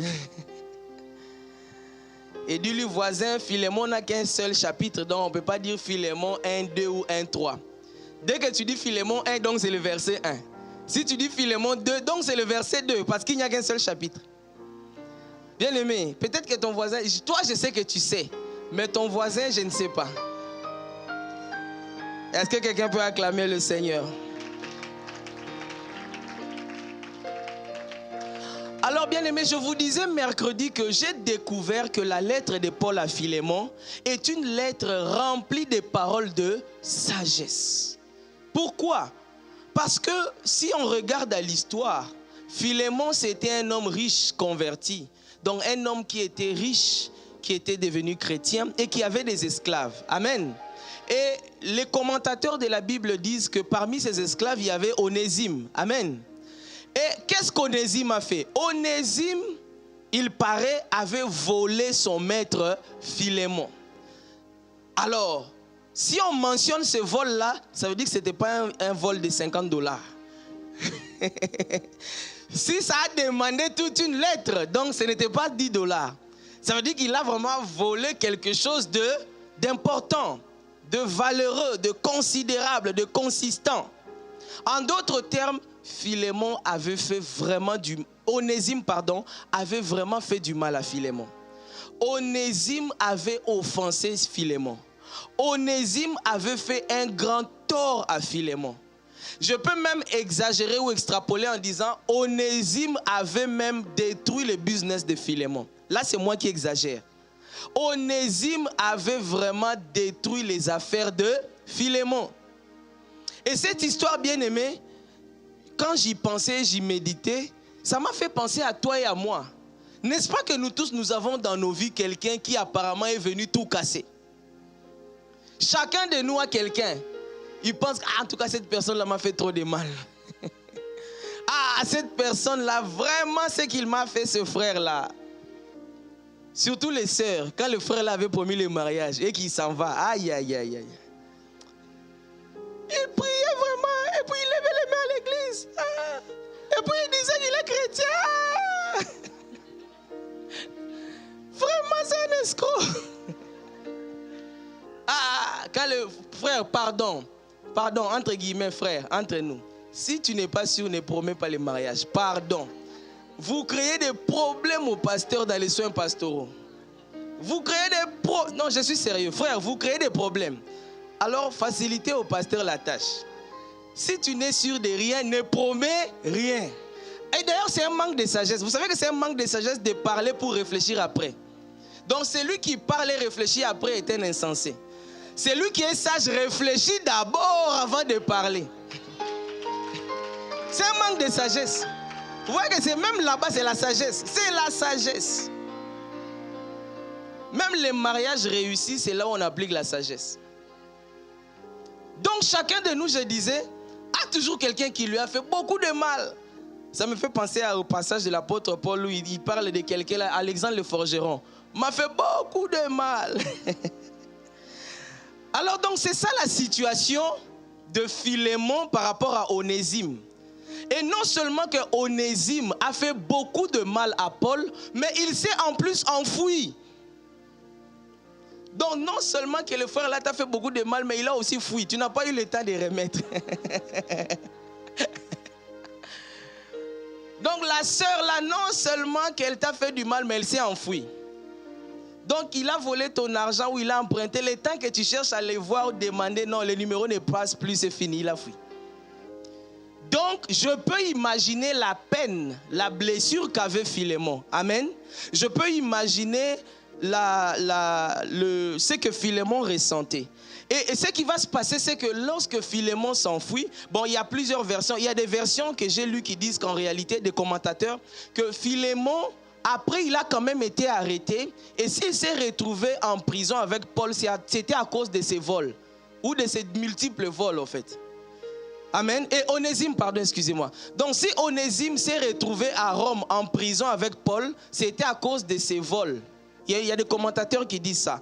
Mais d'autres disent qu'il s'est juste enfoui. Donc peut-être, voilà, il s'est enfoui et puis il s'est retrouvé là.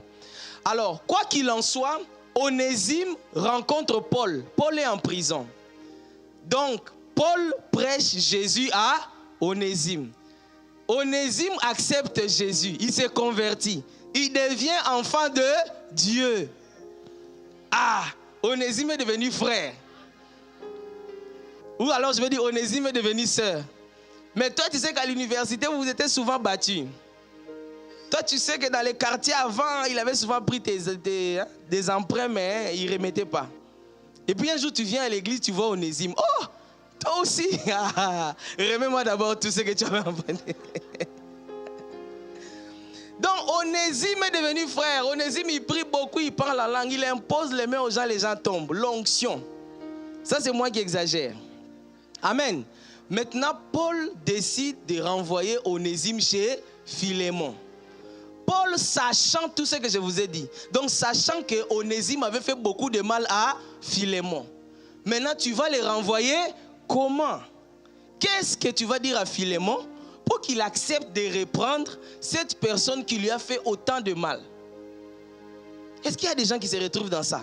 Ça veut dire, qu'est-ce que tu vas dire pour qu'on accepte cette personne qu'on a rejetée? Qu'est-ce que tu vas dire pour que ton père ou ta mère pardonne à ton frère ou à ta soeur ce qu'il avait fait? Qu'est-ce que toi tu vas dire pour que ton patron reprenne ton collègue qui avait fait quelque chose? Qu'est-ce que toi tu vas dire pour que ton pasteur ou ton responsable accepte de garder peut-être cette personne qui avait mal agi? Qu'est-ce que toi tu vas dire pour réconcilier deux personnes qui s'étaient séparées en queue de poisson, qui s'étaient déchirées, qui ne s'entendaient plus? Qu'est-ce que tu vas dire? C'est ça le contexte, bien-aimé. C'est pourquoi je vous disais, la Bible, il ne faut pas lire trop vite, il faut s'arrêter. Qu'est-ce que tu vas dire? Donc, à un moment donné, je me suis mis à la place de Paul. Qu'est-ce que je veux dire à Philémon pour qu'il accepte Onésime? Et c'est là, dans ce contexte-là, que Paul écrit sa lettre à Philémon. Je suis sûr que Paul avait beaucoup prié avant d'écrire cette lettre. Il a dû prier, demander la grâce de Dieu et l'assistance du Saint-Esprit. Lisons ensemble. La lettre n'a que 25 versets, on ne va pas tout lire, mais regardez. Paul, prisonnier de Jésus-Christ, et le frère Timothée, à Philémon, notre bien-aimé et notre compagnon d'œuvre, à la sœur Aphia, à Archippe, notre compagnon de combat, et à l'église qui est dans ta maison. Donc à Philémon. Que la grâce et la paix vous soient données de la part de Dieu notre Père et du Seigneur Jésus-Christ. Verset 4. Regardez comment Paul commence. Je rends continuellement grâce à mon Dieu, faisant mention de toi dans mes prières, parce que je suis informé de la foi que tu as au Seigneur Jésus et de ta charité pour tous les saints. Je lui demande que ta participation à la foi soit efficace pour la cause de Christ, en faisant reconnaître en nous toute espèce de bien. Verset 7. J'ai en effet éprouvé beaucoup de joie et de consolation au sujet de ta charité, car par toi, frère, le cœur des saints a été tranquillisé. Quelle introduction! Déjà cette introduction t'apaise.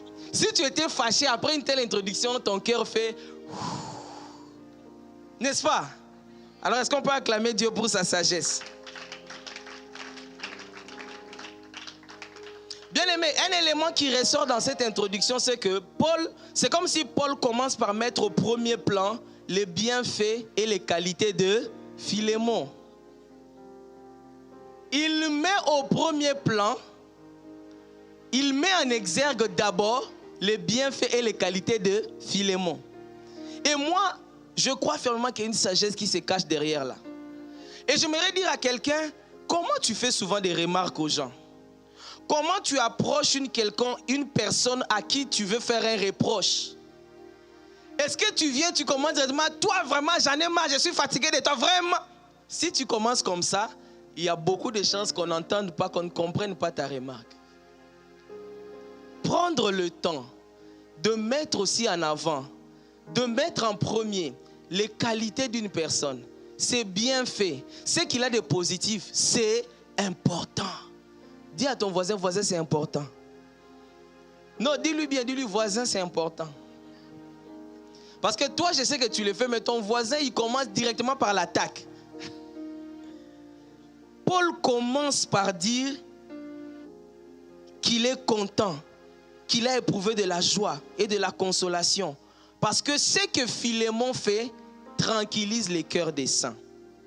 Donc on peut retenir déjà ce premier élément dans la lettre de Paul, c'est qu'il commence par mettre en avant les qualités ou les dons ou les bienfaits de Philémon. Amen. On continue. Le temps passe vite. Verset 8. C'est pourquoi, bien que j'aie en Christ toute liberté de te prescrire ce qui est convenable. Verset 9. C'est de préférence au nom de la charité que je t'adresse une prière. Étant ce que je suis, Paul, vieillard, et de plus, maintenant prisonnier de Jésus-Christ. Regardez la formulation. Regardez ces mots. Paul dit ceci en d'autres termes. C'est qu'en réalité, je peux t'imposer des choses. En réalité, je peux t'obliger à faire des choses. En réalité, j'ai une autorité sur toi parce qu'en réalité, Philémon devait beaucoup à Paul. Parce que c'est Paul qui lui avait apporté la parole, qui l'avait évangélisé. Donc, quelque part, Paul était son père spirituel, son père dans la foi. Donc, Paul lui dit, je peux user de mon autorité. Je peux user de mes droits. Mais, je préfère te faire une prière. Bien-aimé, combien de fois, au lieu de dire à quelqu'un, je te prie de, pourrais-tu, s'il te plaît, toi tu préfères plutôt user de ton droit d'aînesse. Tu préfères plutôt montrer les muscles parce que c'est toi le chef. Tu préfères plutôt parler avec condescendance, tu préfères parler avec autorité. En fait, tu préfères user de tes droits au lieu de passer par l'amour. Parce que l'apôtre Paul, au lieu de l'autorité, choisit la charité. C'est ça qu'il dit, non? Il dit, c'est de préférence au nom de la charité que je t'adresse une prière. Est-ce que quelqu'un peut acclamer le Seigneur? La même charité au début, il a dit à Philémon, je suis content parce que tu manifestes la charité envers les saints. L'amour, c'est le même amour qu'il évoque ici. Donc tu peux avoir raison, tu peux être l'autorité, tu peux être investi de pouvoir, tu peux avoir le droit d'user de ça. Mais c'est comme si Paul met ça de côté. Il dit, je pouvais user de tout ça, de mon autorité, de mes droits et tout ça. Mais je préfère te faire une prière au nom de la charité, au nom de l'amour. Je me suis dit, si je lisais ça même moi-même, ça allait m'apaiser. C'est comme s'il y met de la douceur. Et qui peut résister à l'amour? Qui peut résister à la douceur?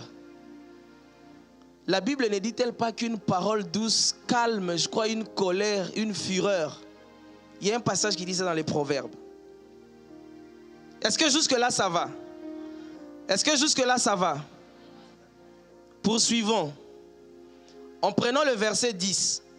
Je te prie pour mon enfant que j'ai engendré étant dans les chaînes, Onésime. Regardez comment il introduit Onésime. Il ne dit pas, je te demande d'accepter tel frère.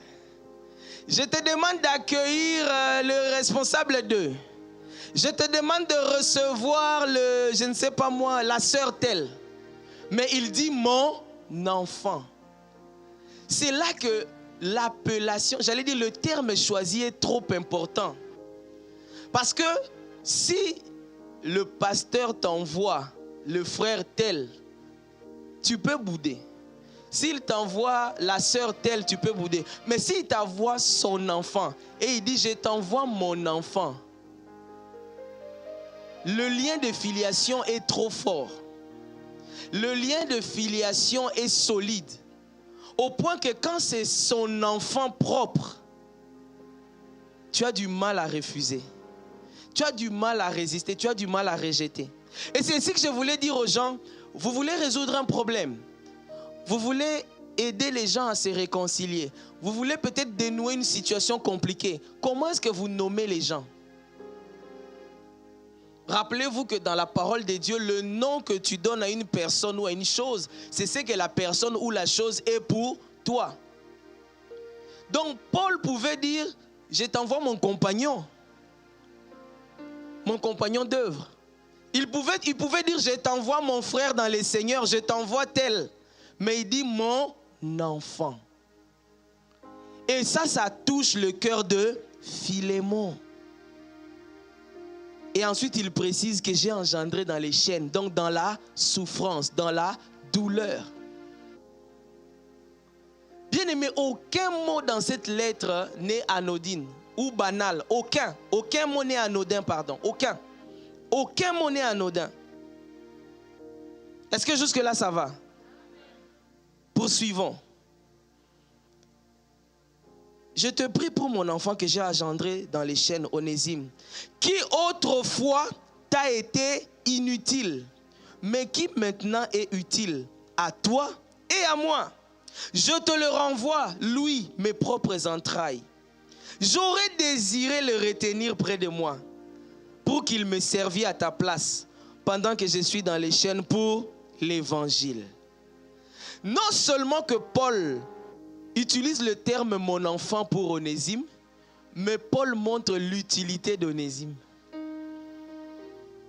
Ça veut dire que Paul est en d'autres termes en train de dire à Philémon, il n'est plus inutile, il n'est plus useless, il est utile. C'est mon enfant que j'ai engendré, non? Il est utile pour toi et pour moi. Il peut me servir, mais je n'ai pas voulu qu'il puisse me servir à ta place.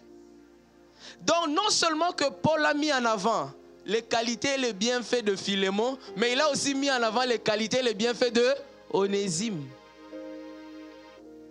Donc la façon dont tu présentes quelqu'un, que tu présentes quelque chose, est-ce que tu vois toujours le verre à moitié vide ou à moitié plein? Est-ce que tu vois la situation dans son côté positif ou simplement le négatif? Bien aimé, tout ça est important. Parce que lorsque Philémon voit qu'on lui envoie une personne qui est utile, qui est serviable, qui va le servir, ça change sa perspective.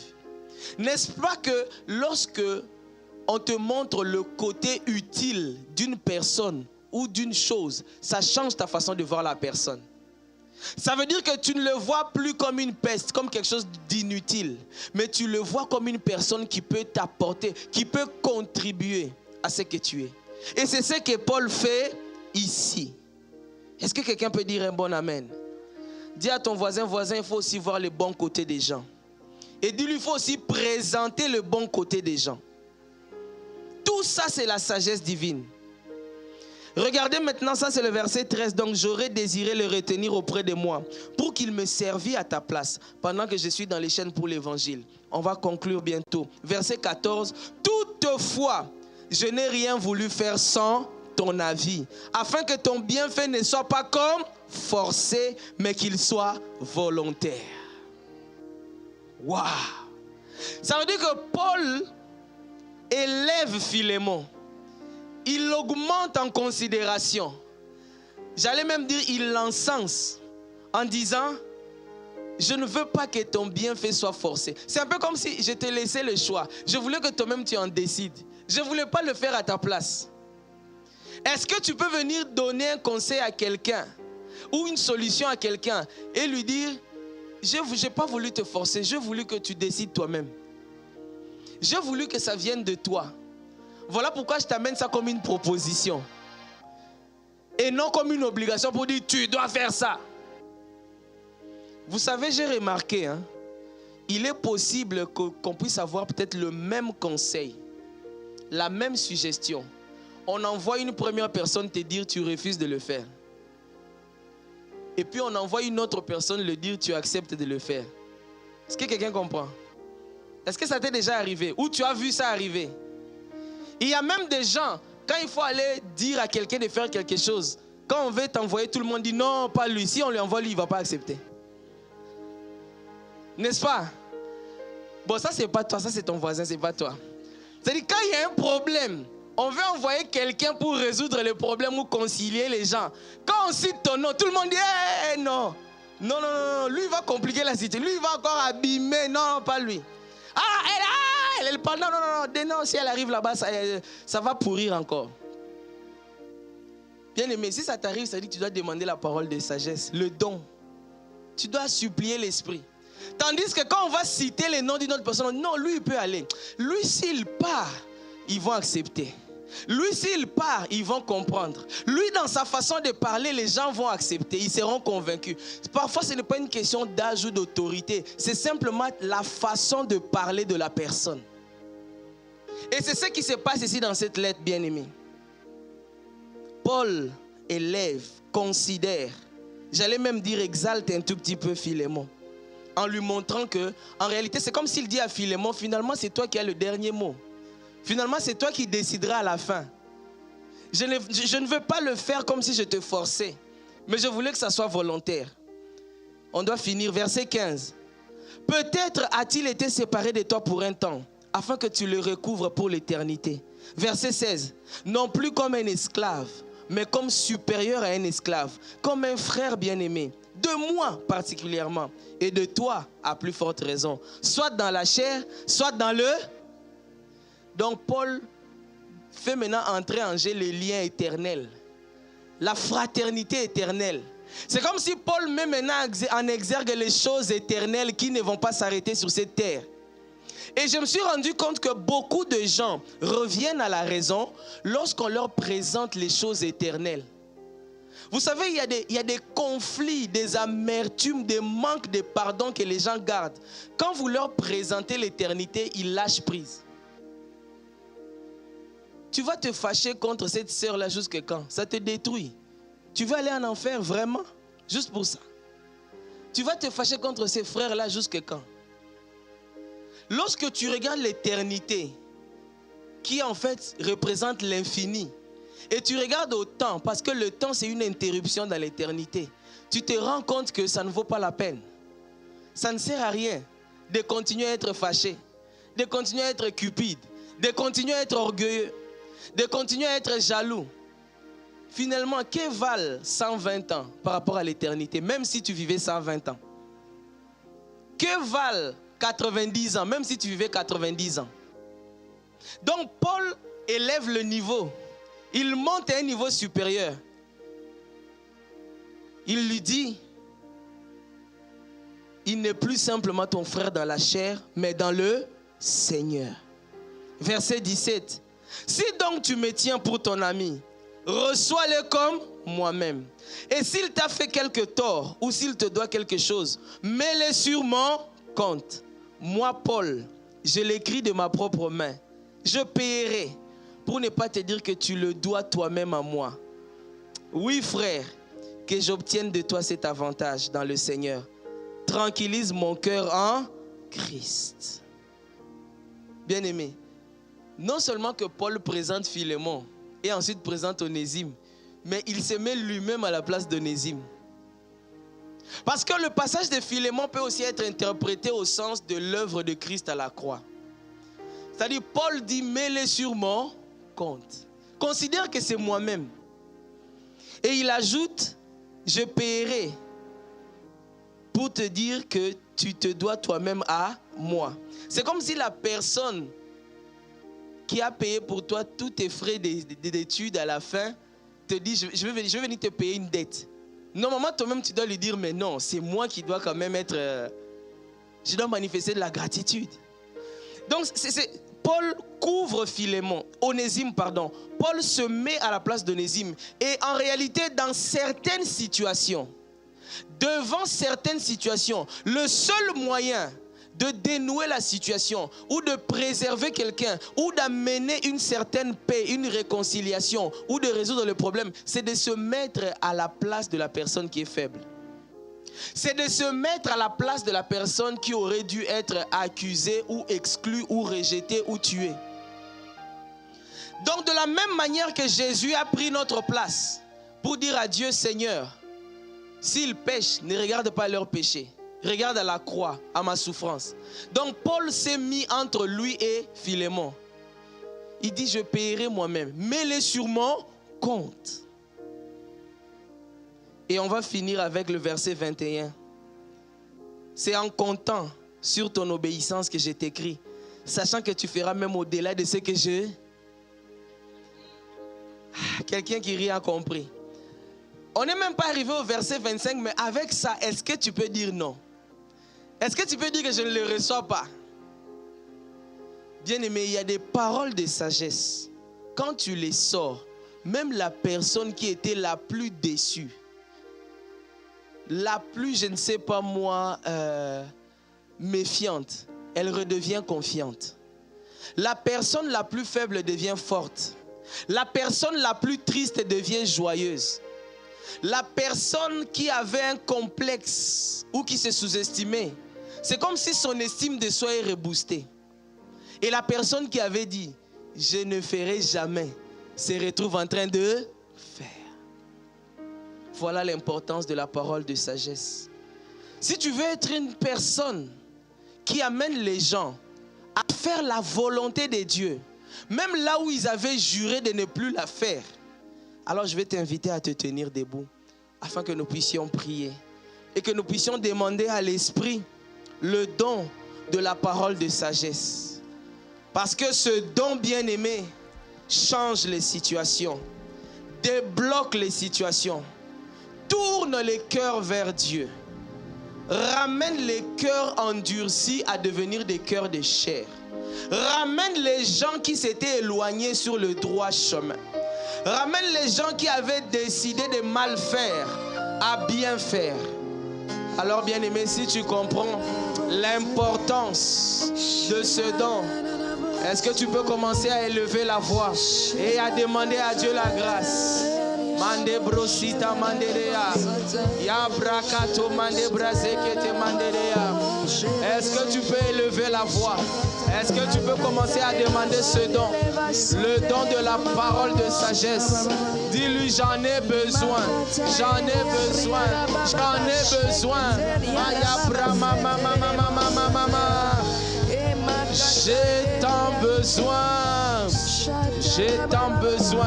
Ah, bien-aimé, lève la voix. Shama mama mama mama mama. J'ai tant besoin de toi, Père, de toi seul. J'ai besoin de toi. J'ai tant besoin de toi, Père, de toi seul.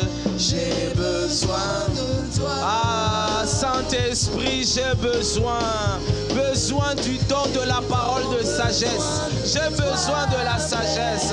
Mon frère, ma soeur a besoin de sagesse. L'Église a besoin de sagesse. Père, dans le nom de Jésus, par la puissance de ton esprit, répands sur nous ta sagesse. Répands sur nous ton don de sagesse. La sagesse pour savoir parler. La sagesse pour savoir résoudre les situations. La sagesse pour savoir réconcilier les gens. La sagesse pour savoir dénouer des situations complexes. La sagesse pour se sortir des dilemmes. La sagesse qui protège la vie. La sagesse qui préserve. La sagesse qui amène au succès, à la réussite, à l'accomplissement de la destinée. Père, répands sur ton Église le don de la parole de sagesse. J'ai besoin. J'ai besoin. J'ai tant besoin de toi, Père, de toi seul. J'ai besoin de toi. J'ai tant besoin de toi. J'ai besoin de toi. J'ai tant besoin de toi. J'ai besoin. Ah, bien-aimé, alors que la chorale chante, toi élève la voix. Dis-lui, j'ai besoin, j'ai compris qu'il me faut la sagesse, qu'il me faut le don de la parole de sagesse. J'ai compris que je ne peux pas vivre sans la sagesse. Sans la sagesse, je vais échouer. Sans la sagesse, je veux faire naufrage.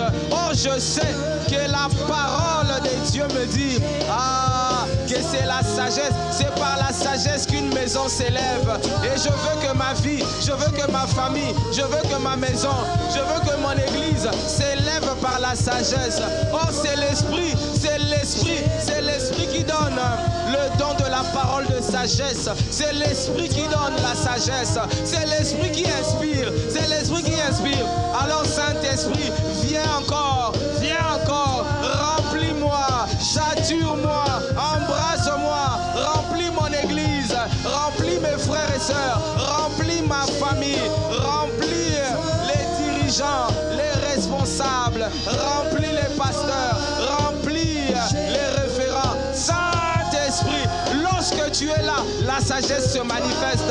Lorsque tu es présent, lorsque tu remplis, lorsque tu satures, lorsque tu enveloppes, alors la parole de sagesse se manifeste. Ce soir, Esprit de Dieu, nous te demandons, nous te désirons, nous te voulons. De toi, j'ai besoin. De toi, j'ai tant besoin. De toi. Ah, bien-aimé, prends une minute toi-même, élève la voix en une minute. Demande le Saint-Esprit, parce que lorsque l'Esprit vient, la sagesse vient. Demande l'Esprit, appelle l'Esprit, supplie l'Esprit, demande à l'Esprit de te remplir, de te oindre de son onction dans le nom de Jésus. Demande à l'Esprit de remplir, de saturer. Ya mama mama mama mama mama mama mandere mama dere brosoto marekete mande brosikata maya maya jara da da de mama mama mama. Ah, Saint-Esprit, remplis ton peuple, oins ton peuple, sature ton peuple, embrasse ton peuple. Tendre Père, dans le nom de Jésus, déverse sur nous et répand sur nous l'onction de sagesse, l'onction de sagesse, l'onction de sagesse, l'onction de sagesse, le don de la parole de sagesse. Que nos paroles transmettent ta sagesse, communiquent ta sagesse, transfèrent ta sagesse. C'est notre prière, c'est notre désir, c'est notre soupir. Mande brosoto maladabade. Ah Père, nous te le demandons dans le nom de Jésus. J'ai tant besoin.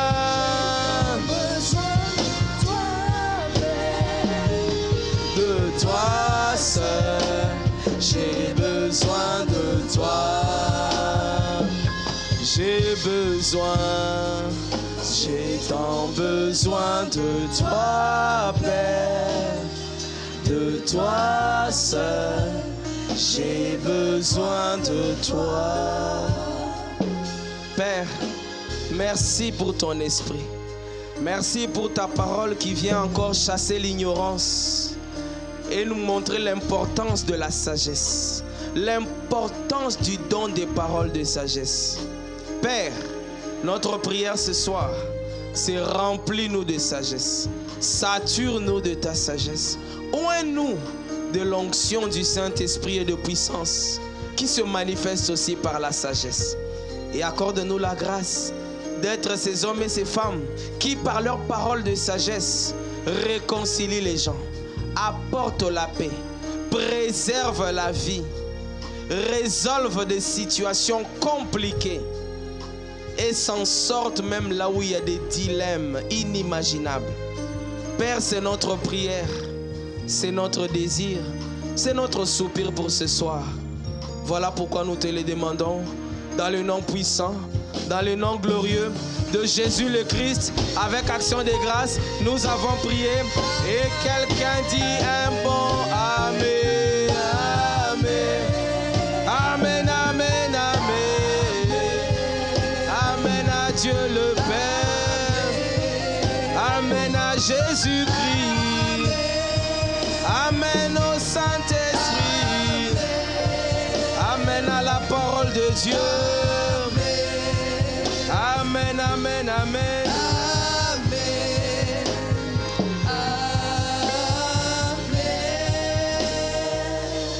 Amen, amen, amen. Est-ce qu'on peut encore acclamer le Seigneur, bénir le nom du Seigneur, rendre gloire à Dieu? Père, nous te rendons grâce, nous te bénissons. Accompagne chacun, bénis chacun, protège et préserve au nom de Jésus le Christ. Amen. Alors, bien-aimés, nous sommes arrivés à la fin de notre temps d'enseignement dans sa présence et de prière de ce soir. Donc nous rappelons que ce vendredi nous aurons atmosphère de prière prophétique comme d'habitude. Samedi, si je ne me trompe pas, il y aura sortie d'évangélisation à 13h. Dimanche, nous avons nos 2 cultes. Et nous rappelons pour les jeunes, je crois qu'il n'y a presque plus de place. Donc hâtez-vous pour être peut-être parmi les derniers. Il n'y a que 2 places qui restent. Donc hâtez-vous pour être parmi les 2 derniers qui vont s'inscrire pour la retraite des jeunes du 31 au 2 septembre. Amen. Du 31 août au 2 septembre. Et nous rappelons aussi la retraite des femmes qui arrive du 22 au 24 septembre, je pense. Sans oublier aussi le camp des stars du 5 au 7 octobre. Amen. En tout cas, que Dieu vous bénisse et bonne soirée à tous et à toutes. À vendredi par sa grâce.